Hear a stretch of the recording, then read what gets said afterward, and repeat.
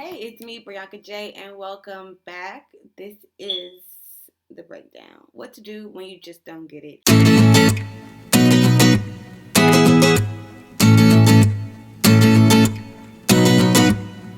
And today we're talking about we just don't understand how to find that claim and break down the evidence.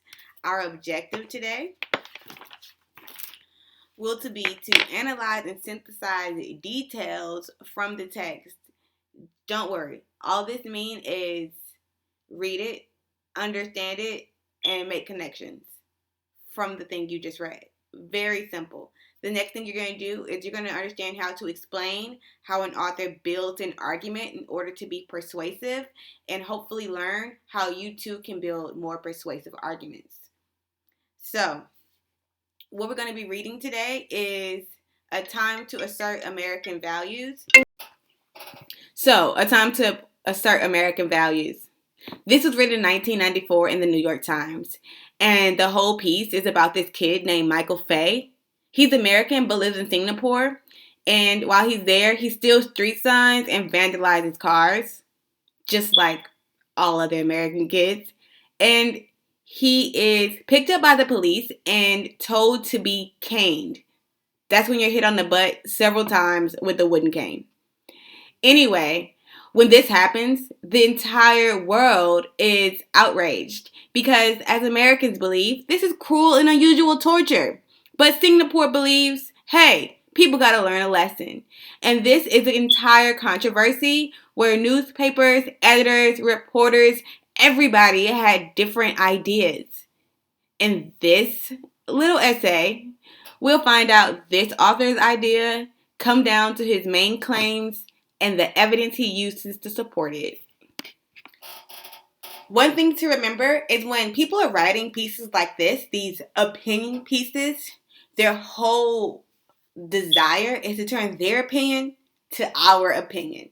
So, when they're doing this, they're using special techniques and tools to exercise the art of persuasion. Persuasive language is really cool because it promotes emotions, logic, and ethical ideals. It also helps us understand how to craft a passionate and persuasive argument and possibly stop being punished so much.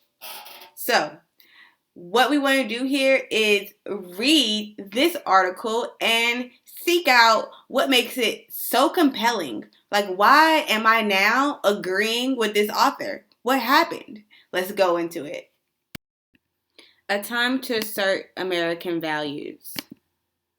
Singapore's founding leader, Lee Kuan Yew, returned to a favorite theme yesterday in defending the threatening caning of Michael Fay, an 18-year-old American found guilty of vandalism.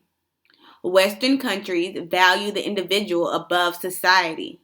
In Asia, he said, the good of society is deemed more important than individual liberties.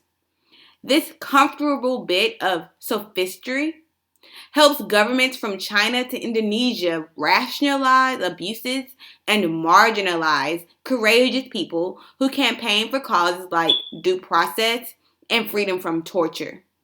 Western nations, it is asserted, have no right to impose their values on countries that govern themselves successfully according to their own values. That was paragraph 1. Did you hear it? Did you hear his claim? It's pretty simple. In paragraph 1, the most compelling argument that the author of Time to Assert American Values makes, in the first paragraph, it speaks to the issue of a conflict in values amongst cultures. The false argument or sophistry that places Western ideas in the individual over society is propaganda that rationalizes cruelty and silences protesters who value justice. Did you hear it? If not, replay it and see if you pick up his claim then.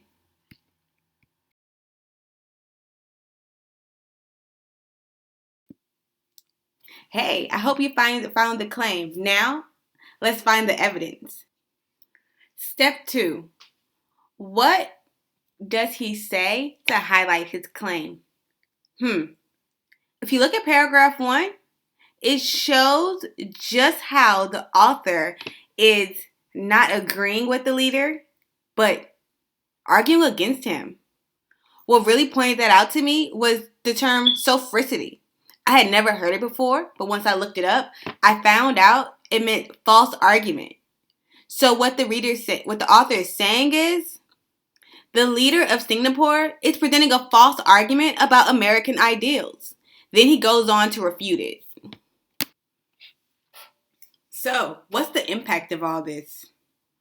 By first presenting the counter argument or Singapore's position on the events, and then refuting it and creating a defense for our American position, it presents his argument in such a way of, this is what they think, but this is what I think, and he can spend the next 7 paragraphs helping to convince the reader to agree with him.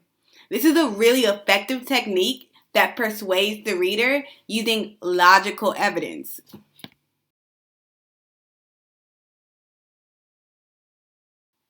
All this leads us to our text-dependent question. What is the most compelling claim that the author makes in the first paragraph?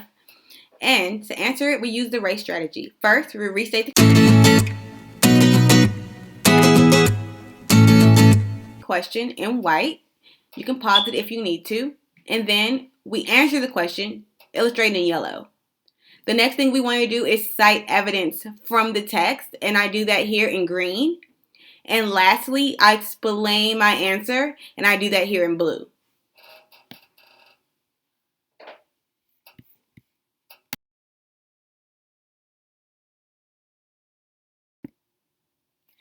So, to recap, I have taught you how to, 1, go about looking for claims and evidence and how they work, how you should reread the text, find the evidence, and think about how it impacts the meaning of the work, and how you should always go to your text-dependent questions using the race strategy. Restate your answer, answer the question, cite the evidence, and explain your answer. This is the key to making sure you're answering your short questions correctly and also coming at a work in a way that helps you better understand it. In the comment box below, I want you to list down an example of what a logical evidence is, and also tell me the main claim that the author is using to present his case about Michael Fay.